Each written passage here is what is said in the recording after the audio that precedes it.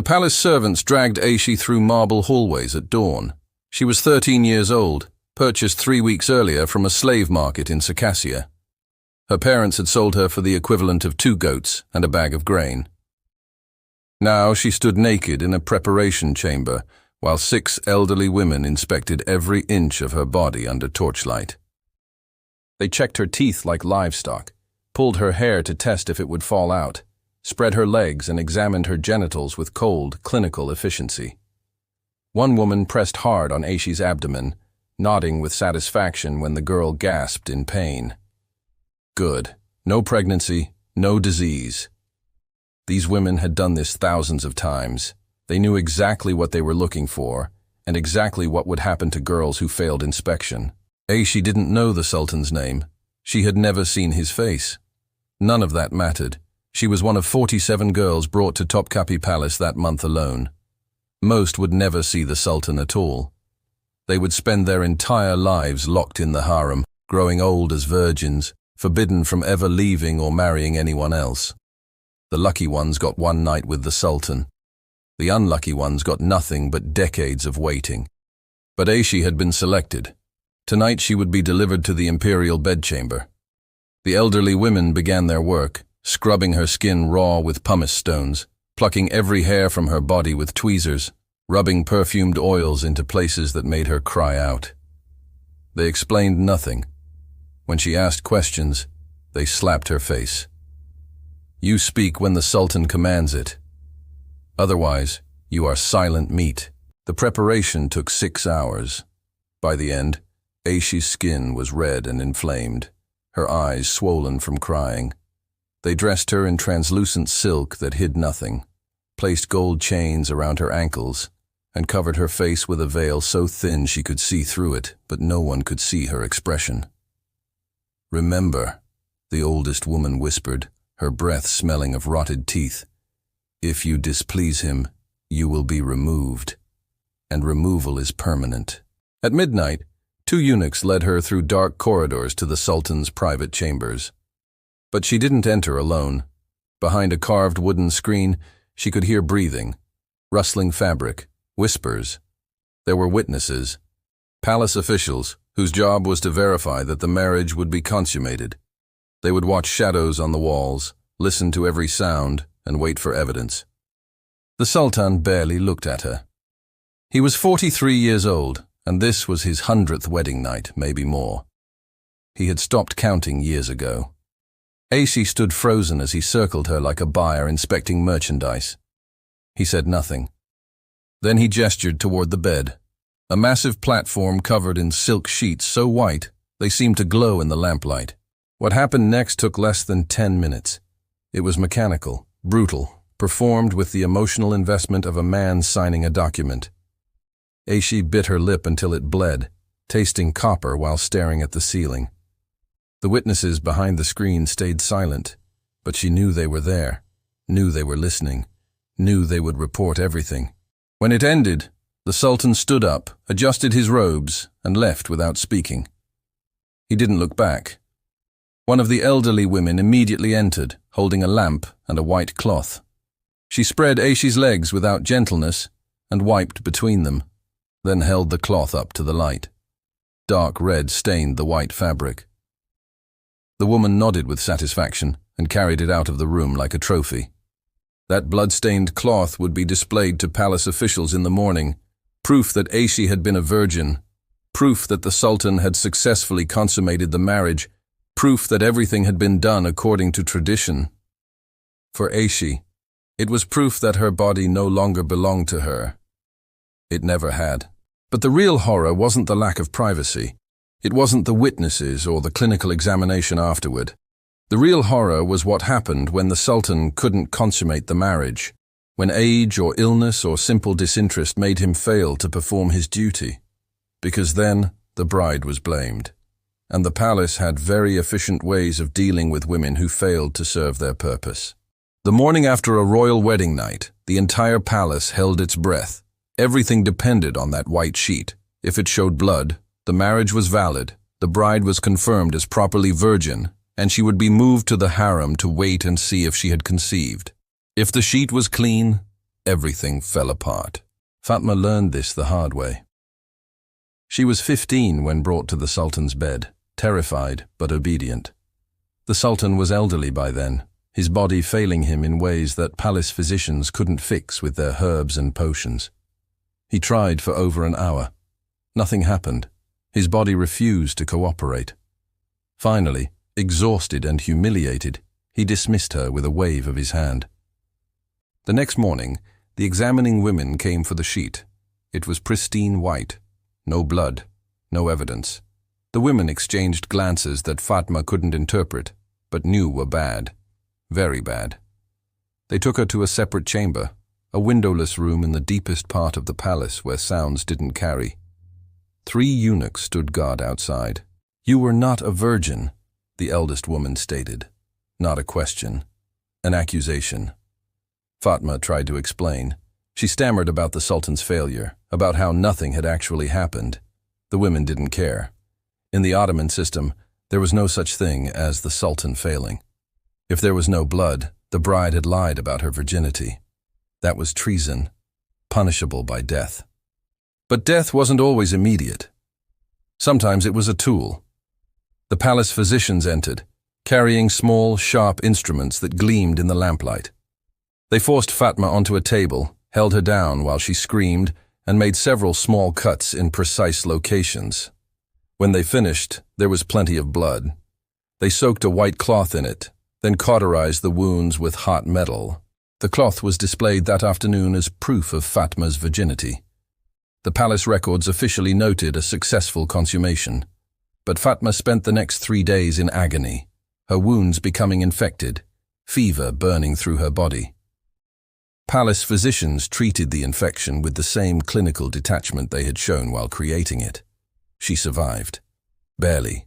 Not all women survived the correction. Zeynep bled out on the examination table when a physician cut too deep, severing something that wouldn't stop flowing. They wrapped her body in canvas and dumped it in the Bosphorus that night. Officially, she had never existed. Her family never received word of her death. As far as records showed, she had successfully married the Sultan and lived happily in the harem. The truth rotted at the bottom of the sea. The worst cases involved women who fought back. Layla, 17 and furious, refused to let the physicians touch her. She screamed that she had been a virgin, that the Sultan's impotence was not her fault, that she would tell everyone what really happened. They gagged her with cloth soaked in opium until she stopped struggling. Then they performed the cutting anyway, but her resistance had been noted. After the procedure, after the blood-stained sheet had been properly displayed, Layla disappeared. The other women in the harem whispered about what happened to girls who caused problems. Some said there were underground chambers beneath the palace where troublemakers were kept in complete darkness until they went mad. Others spoke of the silk cord, the traditional method of execution for women, strangled quickly and quietly, so no royal blood was technically spilled. No one knew for certain. But everyone knew that girls who fought the system stopped existing. The blood-stained sheet wasn't just proof of virginity. It was proof of submission. Proof that a woman understood her place in the machinery of empire. Proof that she would accept whatever narrative the palace created, even if it meant mutilating her own body to maintain the fiction.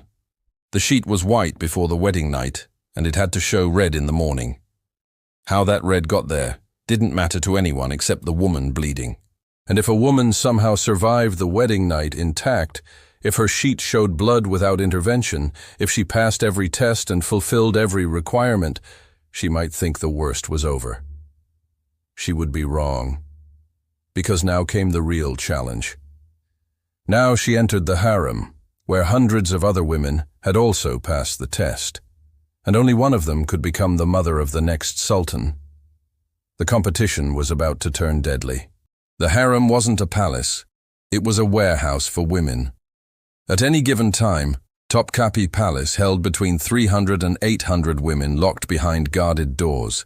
Most were slaves, purchased or captured, ranging from ages 8 to 60. They lived stacked in quarters that resembled luxury cells, sleeping 4 or 5 to a room, watched constantly by eunuchs who reported everything to the Valide Sultan, the mother of the reigning sultan, and absolute ruler of this female hell. Hurrem survived her first year by learning one essential rule: trust no one. The girl sleeping next to her seemed friendly enough, sharing food and whispering gossip about which eunuchs were bribable. Then that girl's face turned purple one morning, foam bubbling from her lips. The palace physicians called it natural causes. Everyone knew it was poison. Someone had wanted her eliminated. Maybe she had caught the Sultan's eye. Maybe she had offended a more senior concubine. Maybe she had simply been in the wrong place when someone needed to send a message. Poisoning was an art form in the harem. Women learned which plants caused vomiting that looked like illness, which powders made food taste normal but destroyed internal organs over weeks, which substances could be absorbed through skin. The palace gardens grew deadly nightshade alongside roses. Kitchen workers could be bribed to add certain herbs to specific meals. A woman could be murdered at breakfast and buried by dinner, with official records listing dysentery or fever as the cause. But poison was for amateurs. The truly dangerous women used more direct methods. Nurbanu was 23 and had given birth to the Sultan's son 3 years earlier. That made her powerful, but not secure. Other women were pregnant too. Other sons were being born. Her position depended on her son becoming the next sultan, which meant all other male heirs had to disappear. She started with the obvious threats. 2 pregnant concubines miscarried within weeks of each other, both after eating meals prepared by servants loyal to Nurbanu. A third woman, 7 months pregnant, fell down a staircase. Her neck broke. The baby died with her. Palace guards investigated and found nothing suspicious. Stairs were notoriously dangerous. Pregnant women were clumsy. Accidents happened. The Valide Sultan knew exactly what was happening. She had done the same thing in her youth, eliminating rivals to ensure her own son's succession. Now she watched the current generation play the same game, intervening only when the body count got high enough to attract outside attention. As long as the killings stayed subtle, she allowed it. This was how succession worked. The strongest, most ruthless woman won. Everyone else became fertilizer. Safia understood this when she arrived at 15. She had no illusions about romance or love. The Sultan had spent one night with her, gotten her pregnant, and forgotten her name by morning. Now she was carrying potential royal blood, which made her the most valuable and most endangered person in the harem. She needed allies. She needed protection. She needed to become more dangerous than her enemies. She started building a network of women in similar positions. Pregnant concubines, mothers of young princes, anyone with something to lose. They shared information, warned each other about suspicious servants, tested each other's food before eating. It worked for a while. Then one of her allies, 8 months pregnant, was found dead in the baths, drowned. The water had been only 2 feet deep. The message was clear. No alliance could protect you. The Valide Sultan wanted consolidation, fewer heirs, cleaner succession. Too many princes meant civil war when the current sultan died. Better to thin the herd now. Safiye gave birth to a son 3 weeks after her ally's drowning. She held the baby and knew she was holding both her future and her death sentence. If her son survived childhood, she had power. If he didn't, she had nothing. The Valide Sultan came to visit the day after the birth. She examined the baby with the same clinical detachment that the examining women had shown during wedding nights. "Strong boy," she said. "He might survive." Then she looked at Safiye with eyes that had watched hundreds of women die. "Make sure he does. Because if he dies, you die. Mothers of dead princes serve no purpose." Safiya understood. Her life was now tied to a fragile infant who could die from any of 1,000 causes, natural or unnatural. She hired food tasters, 3 of them, rotating shifts so no one could be consistently bribed. She slept with her son in her arms, a knife under her pillow. She trusted no one, made no friends, treated every smile as a potential threat. Other mothers were doing the same thing. The harem became an armed camp of paranoid women, each protecting her child from invisible enemies. Some succeeded. Most didn't. Children died from fevers, from mysterious ailments, from accidents that looked suspicious. but couldn't be proven. Each dead prince meant one less competitor. Each dead mother meant one less woman consuming palace resources. The silk cords came out at night. Professional killers, eunuchs trained in silent assassination, would enter a room while women slept. The chosen victim would wake to find a cord around her neck, pulled tight by hands that knew exactly how much pressure to apply, how long to hold, when to release the body. No blood, no screaming. By morning, another woman had died of natural causes in her sleep. Her body would be sewn into a canvas sack, weighted with stones, and thrown into the Bosphorus from a covered boat. The fish ate well in those waters. Fishermen working the Bosphorus at night learned not to report what they heard. The splashes, the brief moments of thrashing before the weighted sack sank. Sometimes, on quiet nights when the water was still, they could hear muffled screaming from inside the sacks. Not all the women were dead when they hit the water. Some were just unconscious, waking in the darkness as they sank, drowning in canvas prisons while the palace slept above them. But there were fates in the harem worse than murder. At least death ended suffering. Some women faced something that made them wish for the silk cord or the poisoned meal. Some women discovered that the Sultan's memory was the only thing keeping them alive, and when he forgot they existed, they entered a special kind of hell that could last for decades. Prince Mustafa was 4 years old when the doors closed. He didn't understand at first. The apartment was luxurious, filled with silk cushions, ornate furniture, toys made of gold. But the windows were barred, the doors were locked from the outside, and the only people he ever saw were the same 3 eunuchs who brought food, supervised his baths, and watched him every moment of every day. His mother was allowed to visit once per week, for exactly 1 hour, always in the presence of guards. She wasn't allowed to tell him anything about the outside world. No news, no politics, no information about his father, the Sultan, or his brothers. She could only hold him, cry silently, and leave when the hour ended. By the time Mustafa was 7, he had stopped asking when he could go outside. By 10, he had forgotten what the sun felt like. This was the cafes, the cage. Ottoman tradition held that when a new sultan took the throne, all his brothers had to die to prevent civil war. For centuries, this meant mass executions.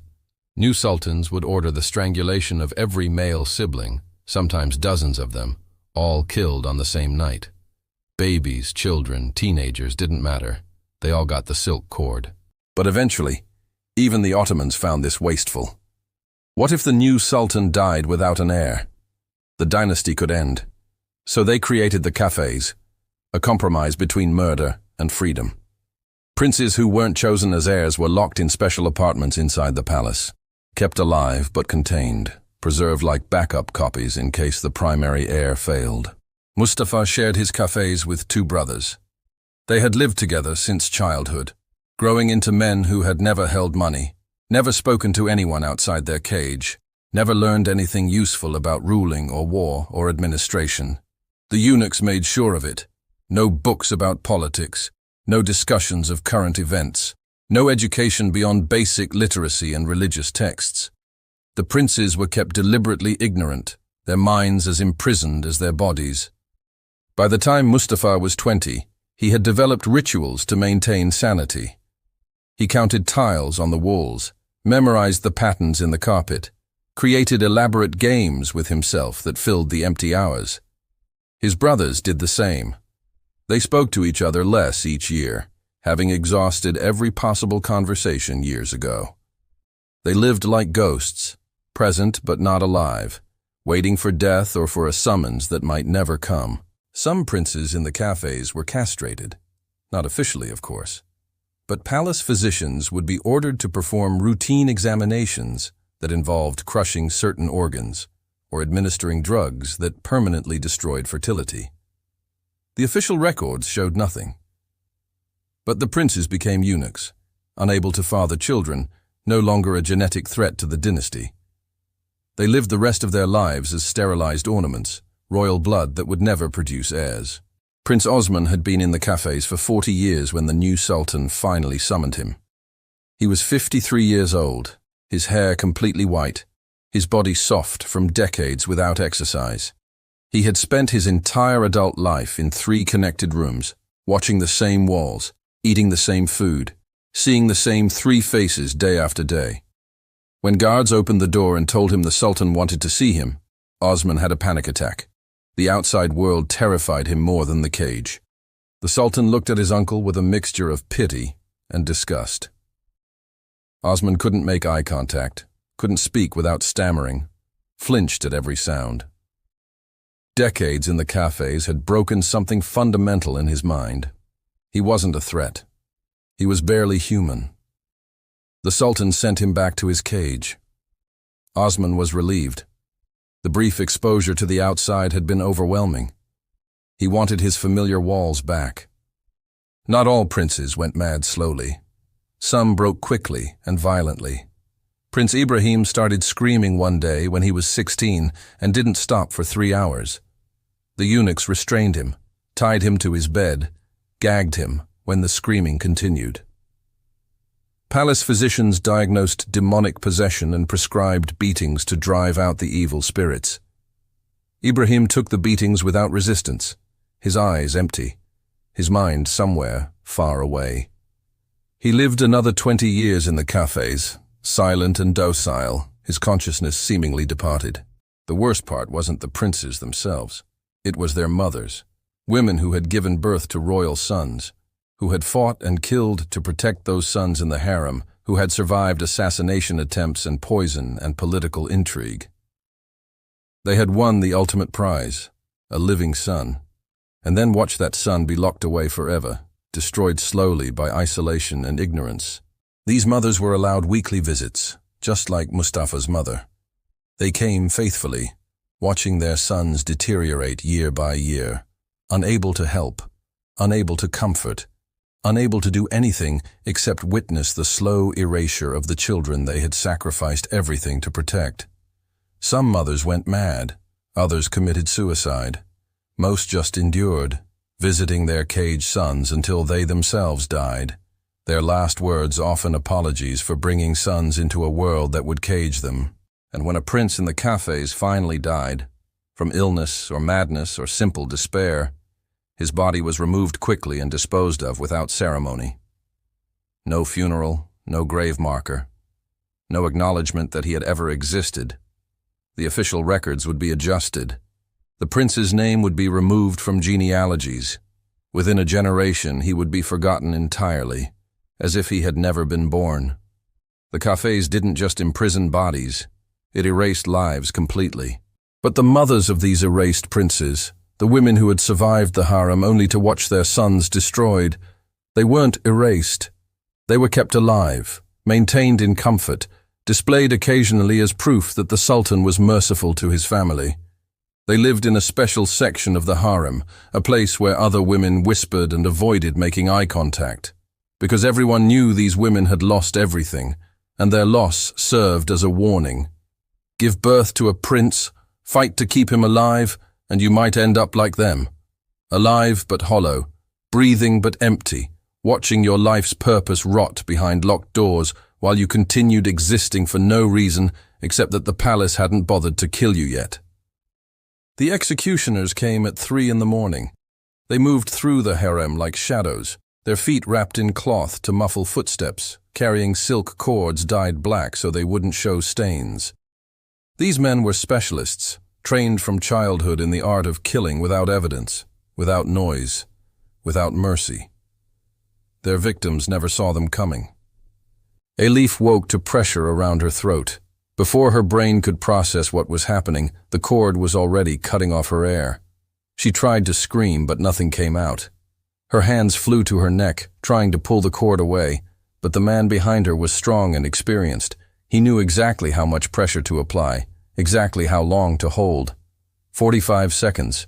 That's how long it took for Elif to stop struggling. Another 15 seconds to make sure. Then he released the cord, checked for a pulse, and moved to the next room. By sunrise, 4 women were dead, all strangled in their sleep, all lying peacefully in their beds as if they had simply stopped breathing during the night. Palace physicians examined the bodies and confirmed natural deaths. Heart failure, Sudden illness. These things happened. Women died all the time in the harem. No one asked questions when the dead were slaves with no family, no connections, no one to demand answers. The silk cord was traditional, mandated by Islamic law that forbade spilling royal blood.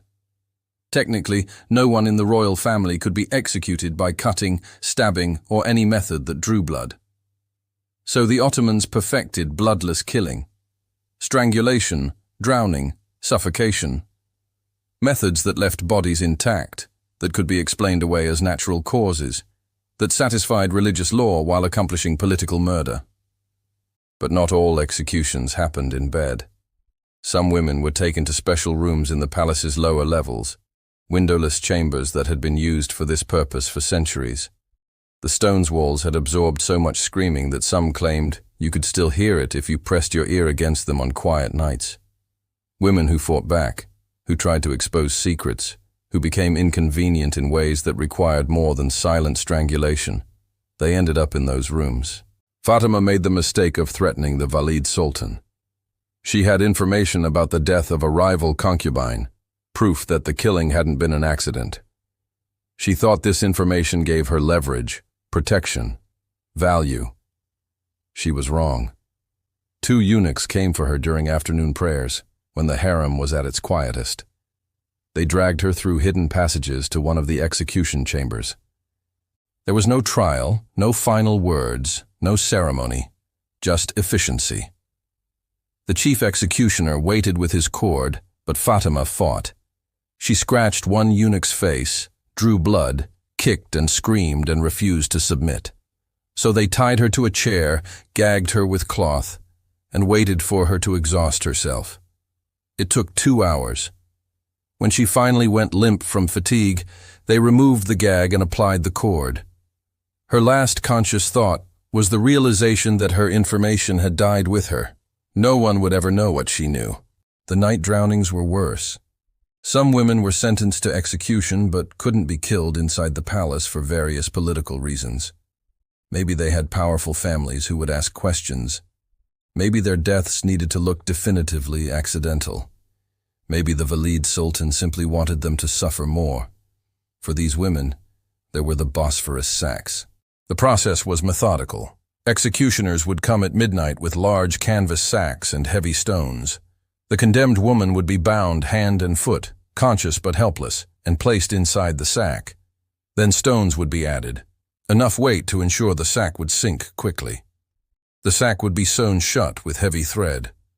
Then it would be carried through underground passages to a private dock where a boat waited. Aishi heard other women whisper about the sacks, but she never believed it until she was forced to witness one. A concubine who had tried to escape the palace was caught and sentenced to the Bosphorus. Aishi and 5 other women were brought to the dock and made to watch as a warning.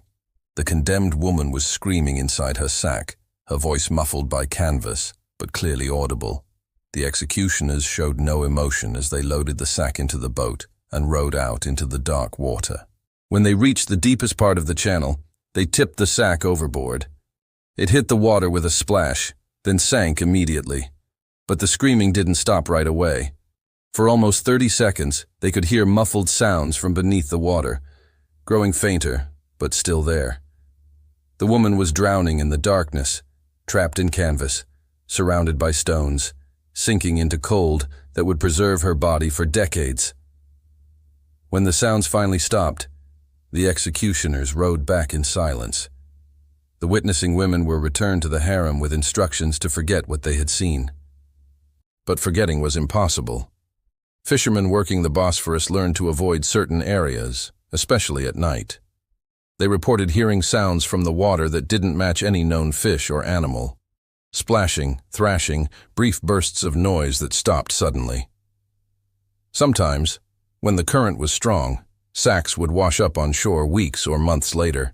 Their canvas rotted away to reveal bones and stones mixed together. Local authorities collected these remains and disposed of them quietly.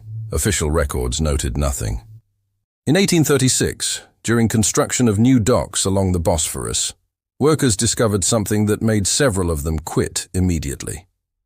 Dredging the harbor floor, They pulled up dozens of canvas sacks, all weighted with stones, all containing human remains. Most were skeletal, the bodies long since decomposed. But a few had been preserved by the cold water and anaerobic conditions.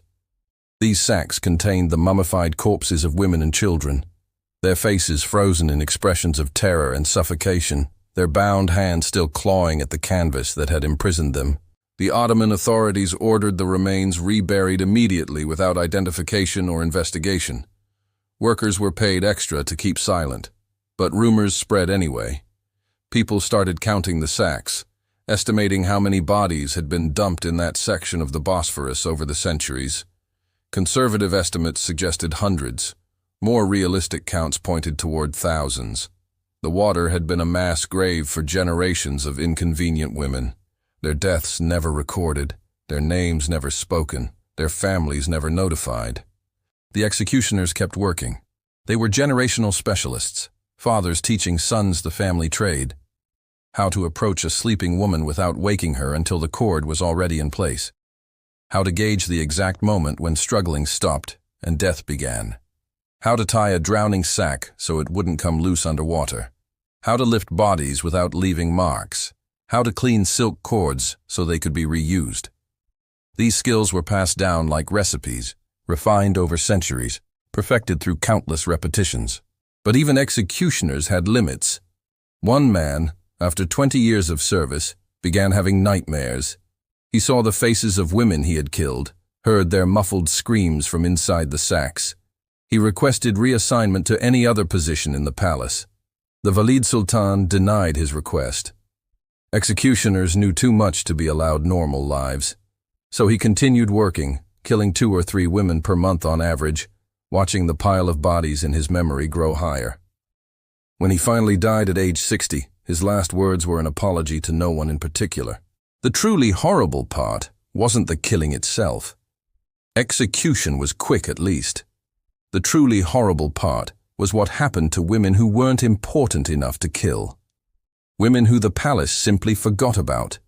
Women who were administratively erased from records while still biologically alive.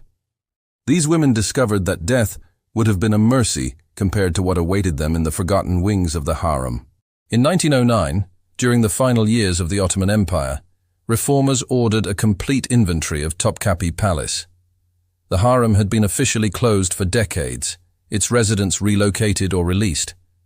But when inspection teams entered the abandoned sections, they found doors that hadn't been opened in over 50 years. Behind those doors, they found something that would haunt them for the rest of their lives. The first chamber contained 12 skeletons, still dressed in rotted silk, arranged on cushions as if they were sleeping. The bodies had mummified naturally in the dry, sealed environment. These women had been alive when the door was locked. They had died slowly, probably from dehydration and starvation, too weak to break down the heavy wooden door.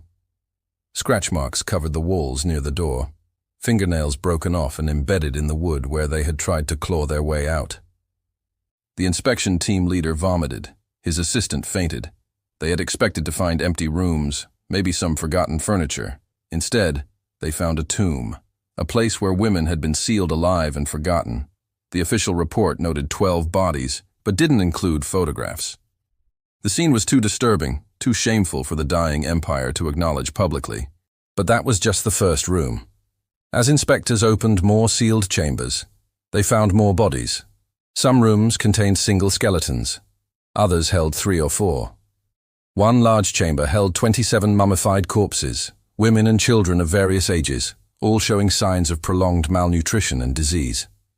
Medical examination revealed that many had died from conditions that were easily treatable, infections that could have been cured with basic care, illnesses that killed only because no one bothered to provide medicine. The most disturbing discoveries were in the deepest sections of the harem, wings that had been closed off during renovations in the 1850s. These areas had been sealed behind new walls, essentially buried inside the palace structure. When workers broke through, they found entire corridors of locked rooms, each containing the remains of 1 or more women. Some rooms had provisions, old food supplies that had rotted decades ago. Others were completely empty, except for the bodies.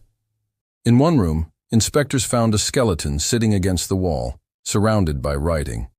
The woman had used her own blood to write on the walls, documenting her imprisonment. The text was fragmented, delirious, but told a clear story.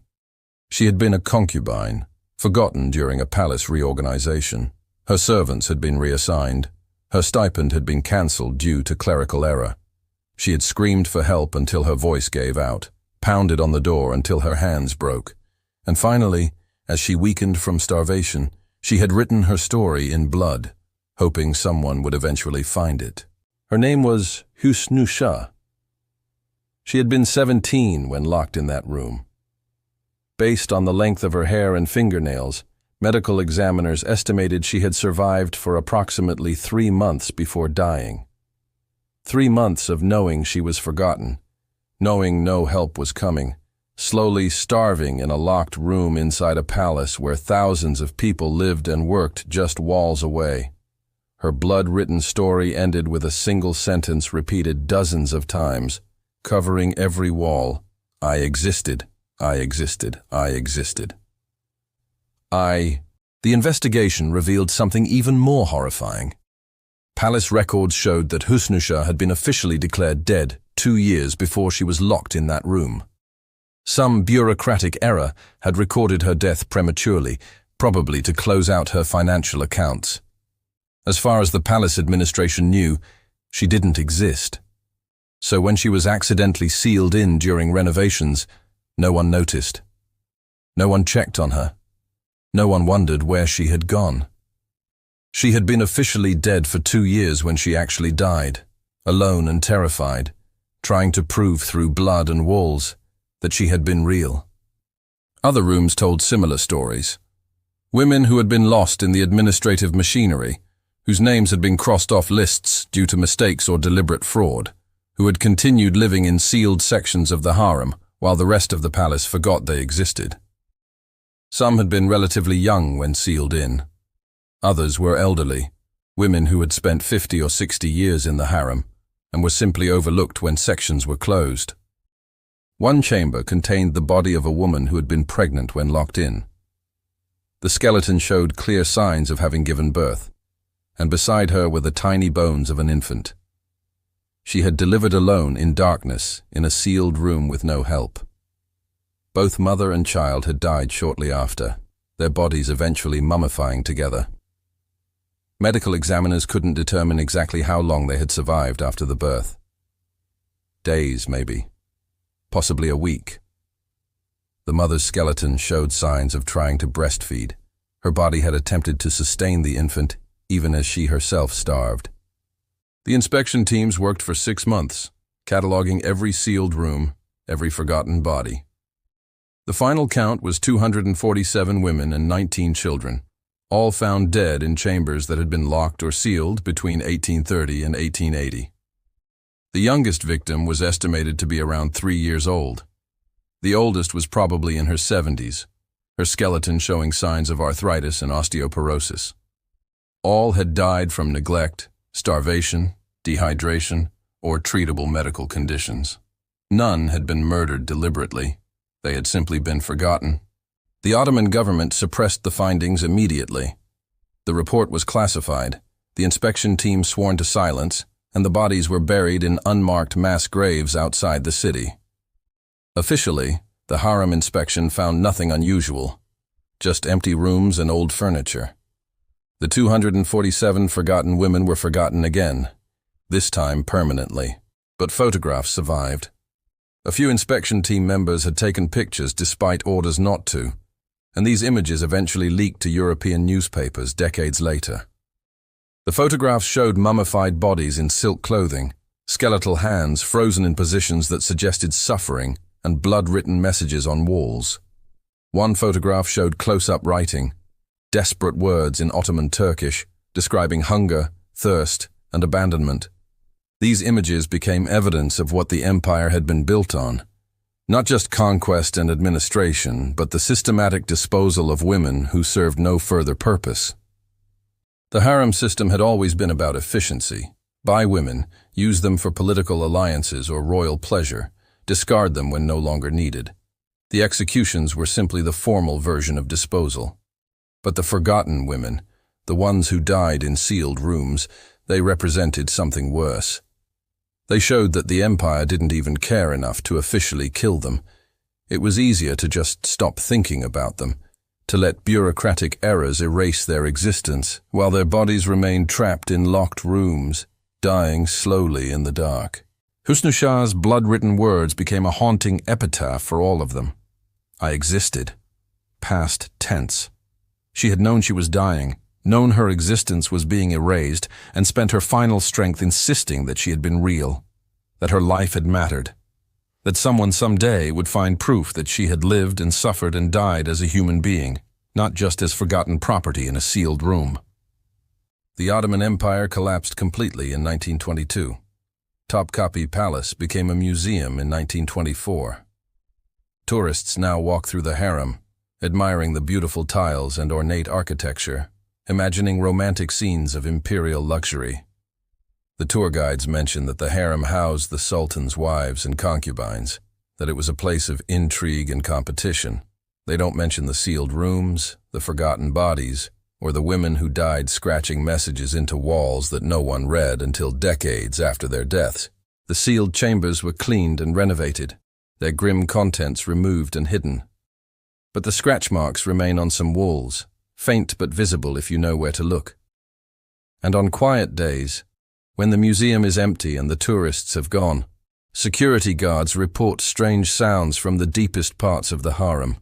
Sounds that might be wind in old ventilation shafts, or settling foundations, or the acoustics of ancient architecture, or sounds that might be something else entirely. Echoes of women whose existences were erased, but whose suffering soaked into the walls and never quite faded. The Ottoman wedding night was never about love or even reproduction. It was about ownership, control, and the efficient processing of human beings through an imperial machine that consumed women at a rate of hundreds per year for over 6 centuries.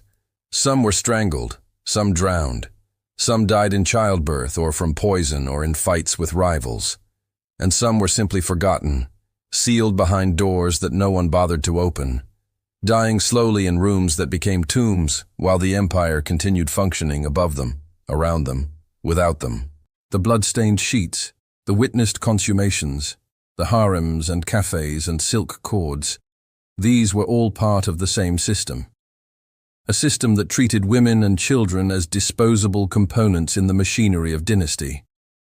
And when the machine finally stopped, when the empire collapsed and inspectors opened the sealed doors, they found the cost calculated in bodies. 247 forgotten women in Topkapi alone.